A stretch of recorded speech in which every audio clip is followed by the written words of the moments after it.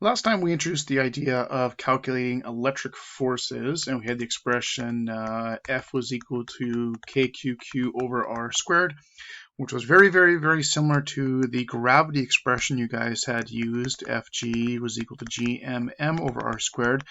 Very familiar in how it works and how the calculations work and stuff like that. So we're just going to do some practice with that and show you how this works.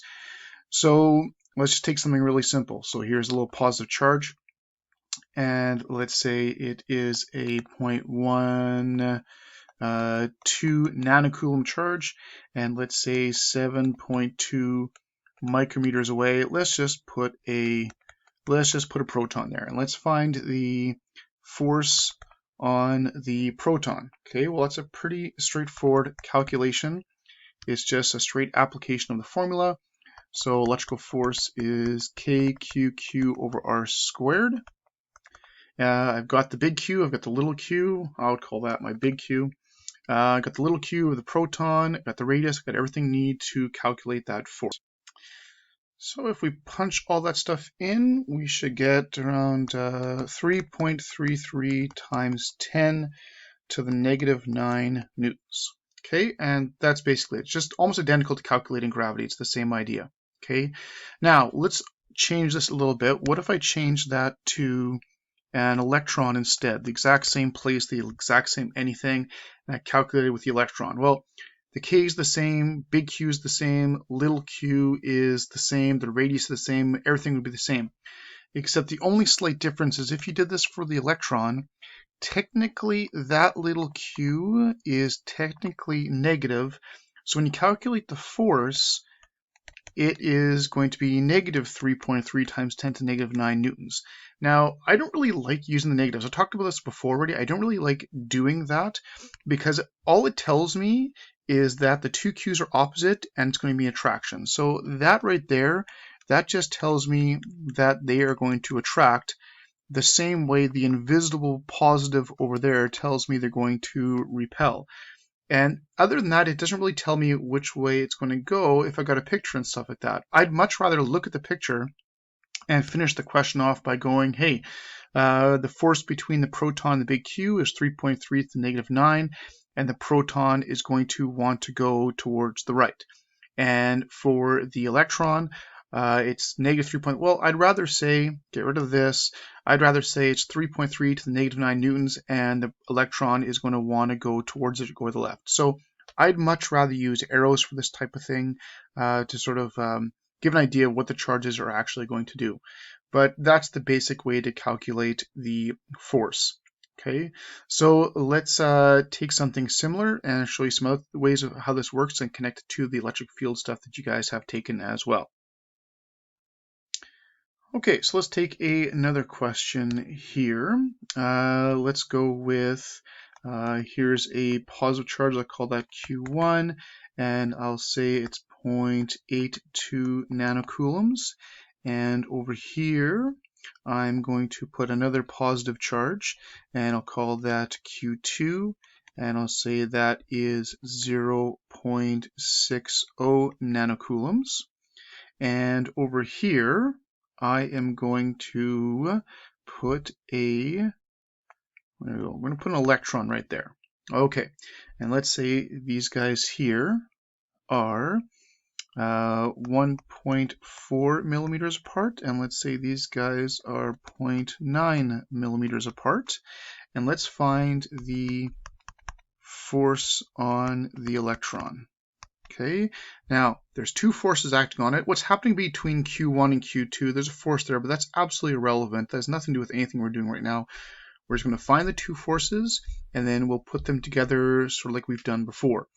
So I can find the force from number 1 is going to be KQ1Q, where the little q is my electron over here, divided by the radius 1 squared, and radius 1 would be the 1.4 millimeters. Make sure you make that to the negative 3, and we can calculate that force.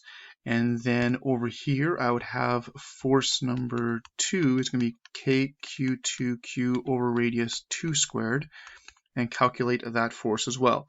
So punch out those values, and hopefully we'll get the same forces.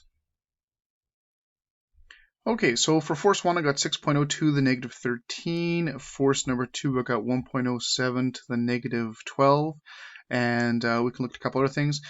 First of all, when I often do this, I like to have my powers of 10 to actually be the same. So I would prefer to rewrite either this one to the negative 13 or this one to the negative 12 to keep things nice. I just like having my powers of 10 the same, just so I can see the magnitude difference between my forces. Okay, so this one here, I can just change this one right here. And this would be 10.7 to the negative 13, or it can change this one as well. And I think I'm going to change this one to 0.602 times 10 to the negative 12 newtons. I just like having my powers 10 the same. All right, now in terms of forces, for my Q1 force between the electron and Q1, the electron would be attracted to it. It'd want to go towards it. So the force this one is applying is going towards the left. And for this one here, between these two, the electron obviously wants to go down. I'm going to erase this, get this out of the way here. That electron wants to go down towards it. So this force would be down. So we've got these two forces. One's going sideways, one's going down. It's a very similar type setup to when you guys did the electric fields. So I've got the two forces. I'm just going to put those two forces together as a triangle. So I've got one force going this way, and this is 0.602. And then I've got the other force going down, and this is 1.07. And this is one of the reasons I like to have my powers of 10 the same, so I can drop them when I make a triangle and just introduce them later. So then if I found the force would then be the hypotenuse of the triangle. So solve for the hypotenuse of the triangle, solve for our angle in there, and then we can keep on going from there. We'd have our final force. Okay, so I punched out the triangle, and I've got 1.23 as my hypotenuse, and the angle there is 61 degrees. So when I introduce, put it all together, the total force on the electron would be 1.23, bring the times negative 12 back well, this is 61 here. Remember, we want our angles from the positive x-axis, so we'd wrap it all around. So we'd add the 180 to it, so at around 241 degrees, and that would be the way the force of the electron would actually go, which kind of makes sense. It would be going out here. It would be attracted to both positives and want to go sort of down towards the left a little bit. Now, what if we built on this question a little bit? What if I also asked you, what is the electric field at the electron's location? Not the electric field from the electron, but what is the electron or electric field at the electron's location? Well, what you could do is kq over r squared for q1. You could do kq over r squared for q2, and then put the two electric fields together. But you've actually done that already. In this calculation right there, that is the electric field from Q1. There is the electric field for Q2. The easiest way to calculate an electric field is just force divided by Q. Well, you have the force already, and that force used the two electric field calculations to get them in the first place. The only thing that's different is that little Q in there. So if we introduce the Q back into the basic expression, if we take this force and divide it by the Q, the charge of the electron, we'll get the electric field. So if we take that 1.23 to the power of negative 12 and we divide it by the charge of an electron, we will get around 7.7 times 10 to the 6 newtons per coulomb, and that is the electric field at that location. So once you have the force on a charge, it's really easy to find the electric field. You just got to divide the Q out of the equation, and you've got it. Now, the direction for the electric field is also based on the exact same angle. Now, this one's a little bit different because here we have the electron. Of course, electrons go against the field. So if the electron wants to go down left, that means the electric field must be going upright. If it'd been a proton, they'd be going the exact same direction because positives go with the field. But in this case, it'd be going against the field. So the electron wants to go down left, which means the electric field is going upright, and it'd be going upright at 61 degrees. Okay, so again, once you have the electric field or the force, it's really easy to go back and forth. If you'd go back to the electric field questions you guys did, and you'd put a charge at that location, to find the force, all you have to do is F equals QE, and you've got the force on it. Okay, so let's try another question. Okay, so here we have 3-point charges all in a row. We got Q1, Q2, and we got the little Q, and we're going to find the force on a little tiny charge way over there. Okay, we make them yellow, that little guy right there. Okay, so we have two forces acting on it. There is force between Q1 and Q2, but we don't care about the force between those two. All we care about is the force on the little tiny charge over there. So same thing as before. I'm going to calculate my two forces. I'm going to calculate my force from number 1. So that's going to be KQ1Q over radius 1 squared. And the radius for number 1 would be the combination of those two distances together. And Q2 has nothing to do with it. So we've got the Q1, we've got the little q, and we've got the radius would be the 155 micrometers, and then we can calculate the force between number 1 and the little q. And then do the same type of thing. Force number 2 would be KQ2Q divided by radius 2 squared. And the radius for that one would just be the 80 micrometers. So we have all of our charges, we've got all our radii. Let's just find our forces, and then we can start piecing things together. Okay, so here are the two forces that I got. So let's look at the first one. I got 1.79 for the first one. Q1 is positive, and this little guy over here is also positive. So Q1 would push it away. So the force on that little guy would be towards the right for that one. Q2 is negative, so it would attract this one, so that force would be to the left. So that force would go this way.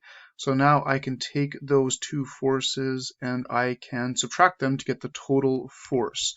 So the total force, or net force, would just be the difference between the two. So we got the 1.79, and we'll take away that 1.54 that's over there, and we've got 0.25 newtons, and this one's bigger, so it'd be going towards the right, and that would be the net force on Q, or the little tiny q that's on the right. Okay, so let's do the same type thing we before. What is the electric field at Q's location? So what would the electric field be right here? So what's the electric field here? Well, you have the force. I mean, you could do the KQ over R squared, the KQ over squared, put them together if you want.